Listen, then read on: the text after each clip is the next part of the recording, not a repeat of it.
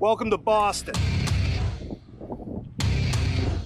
No, don't play that song.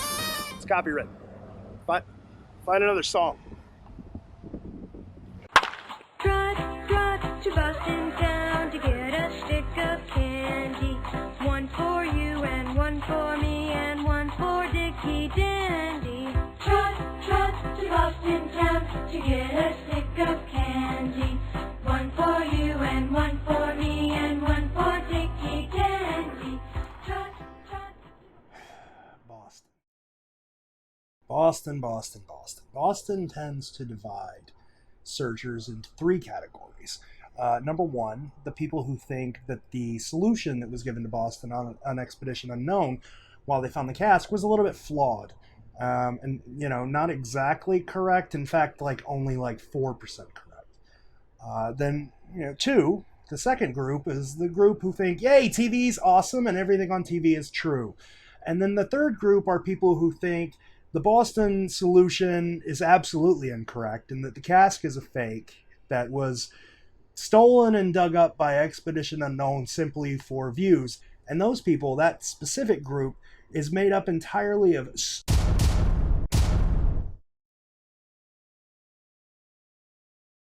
we know that the Casque was dug up in Boston. We know that the actual legit Casque that Byron buried was dug up in Pupilo Park in Boston.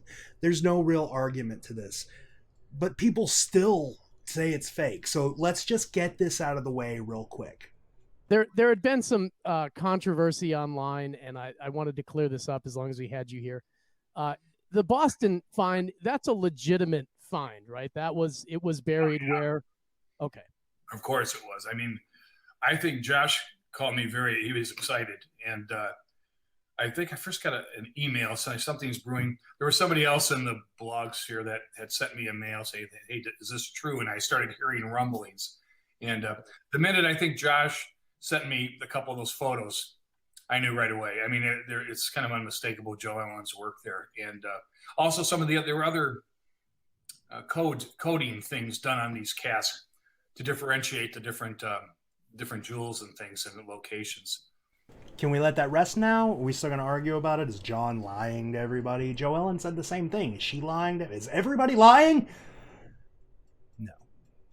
I get it. And I get why people think this. Because the only thing we know about the Boston Casque, at least defined in the solution really, is what Jason Krupat has told us on Expedition Unknown. And there's a problem with that, because the things he told us on Expedition Unknown, number one, they didn't make any sense. And number two, by the end of it, John Palencar was like, nah, most of these are wrong. And then later on, the few interviews he gave, he tells conflicting information. So I get where the confusion comes from. But let's at least put aside the argument that this is a total fake, that the Boston Casque wasn't in Pupilo Park, that Expedition Unknown just made it all up for TV. We can at least put that aside now. Now that we've gotten that out of the way, let's talk about how this was intended to be solved, because that's still sort of a mystery to people, right? How are we supposed to get to Pupilo Park? It's pretty easy. Let's start with the image. Now, if we're judging by how Cleveland and how Chicago were solved, first thing we should be looking for is latitude and longitude coordinates. Now, we have a 42, which is a good start. The latitude for Boston is 42, but we seem to be missing the longitude for Boston, which is 71. It doesn't seem to be in this painting anywhere, but we've got a whole bunch of numbers. We've got what looks like a backwards 3. We've got 2 1s and 3 2s and a couple of other 3s. What do all these numbers mean? Well, if you start looking, you notice that there's a 3, a 1, a 1, a 2, and a 0, which is the zip code for the north end of Boston, oddly enough. And we know because of the litany that we should be looking for the Italian immigration tie here, right? Well, the north end of Boston is Little Italy in Boston. They say little, but it's the largest Italian population in America. It's larger than the Little Italy in New York, for God's sakes. So let's go there. Let's go to the north end. Cleveland and Chicago are different in that each one of them had a bunch of exact image matches right in the area you needed to be. It led you specifically to a certain spot, and Boston didn't have that. What do we got? We got the verse. It follows that the verse should take you to the north end, as well as the painting. So what are the first couple of lines? If Thucydides is north of Xenophon, take 5 steps in the area of his direction. What does that mean? It's a quote. It's a sort of a quote from a guy named Horace Walpole. The quote is, "The next Augustan age will dawn on the other side of the Atlantic. There will perhaps be a Thucydides at Boston, a Xenophon at New York, and at time a Virgil at Mexico, and a Newton at Peru, and at last some curious traveler will have a bunch of other words that George can't pronounce." Anyway, that quote explains this line of the verse perfectly. Now, I know some people are going to say, that's an obscure quote, George. That would be really hard and impossible to do in the 80s. That's not exactly true. We had whole volumes of quotations, just books of different quotations. And if you were to look up Thucydides, you would have found this quote. And this quote would have blown this whole puzzle wide open. That tells us everything we know. If Thucydides is north of Xenophon, take 5 steps in the area of his direction. Well, who is he? He's Thucydides, Boston. What's his direction? North. Take 5 steps in the north end of Boston. Cool. It continues. A green tower of lights in the middle section, near those who pass the Colosseum with metal walls. Face the water, your back to the stairs. Feel at home. All the letters are here to see. 18th day, 12th hour, lit by lamplight, in truth be free.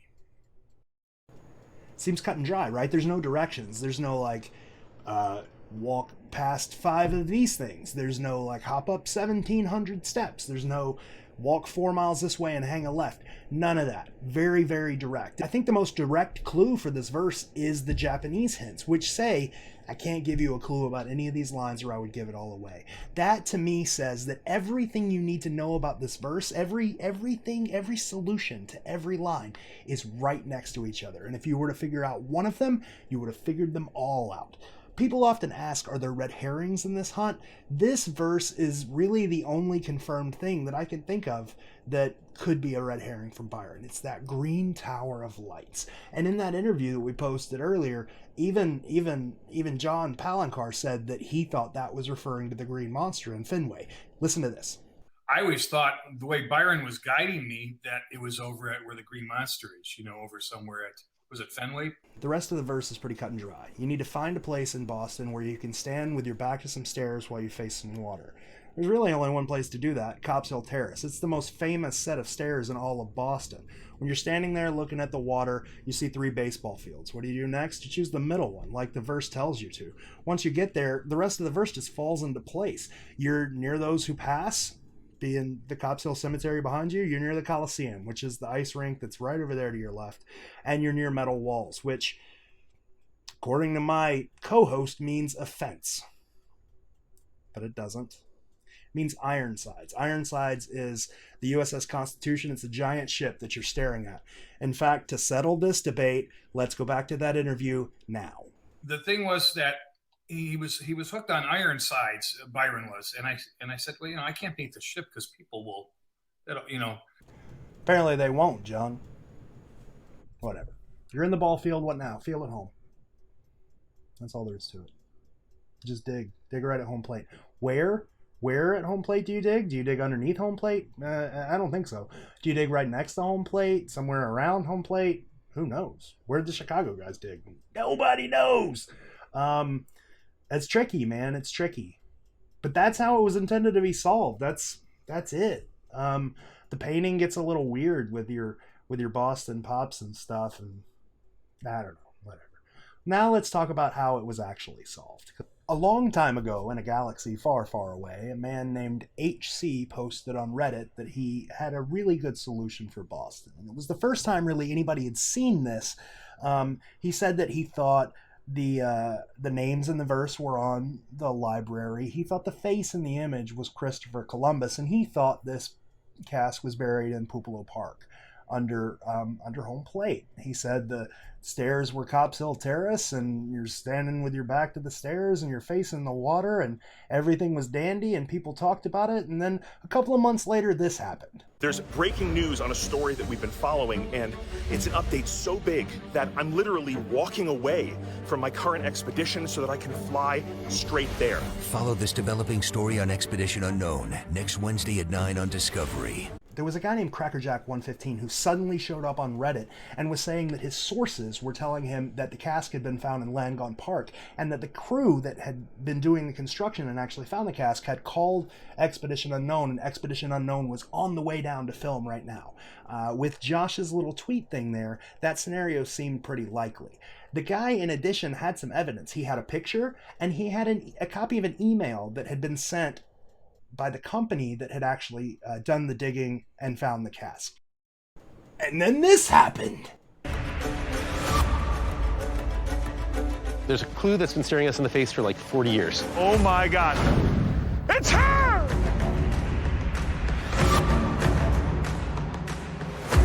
It's right there. Literally carved in stone.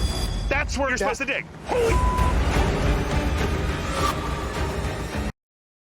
Yeah. Not quite. There's a lot of inconsistencies with this, and that's the main reason the community has trouble with this Boston solution as it was presented. Number one, it's really, really, really close to a solution that was posted shortly, like a couple of months before this damn thing was found. Like super close. And the stuff that's the same about the two is wrong. Like, let's go back to that whole "it's her" where they're staring at Columbus, and take a look at this clip. Who is she? She's supposed to be a witch. Because of like Salem? Salem, Massachusetts. Uh-huh. And that's not the only thing. Like, that's petty. So the library in Columbus, they're wrong. And so is the bridge for a green tower of lights or whatever. That's all petty. That's all petty stuff. Like, you can be wrong and find a Casque. It's fine. Like, why not? Rob and Eric, they were wrong. They still got a Casque. Brian and Andy, they were wrong. They still got a Casque. And Jason Krupat, he's wrong, but he has a Casque, and it's a real Casque. The way he got there was incorrect, but that's fine. You know, it's all fair. It's a puzzle. What gets people is, like, they don't know if they can trust this guy.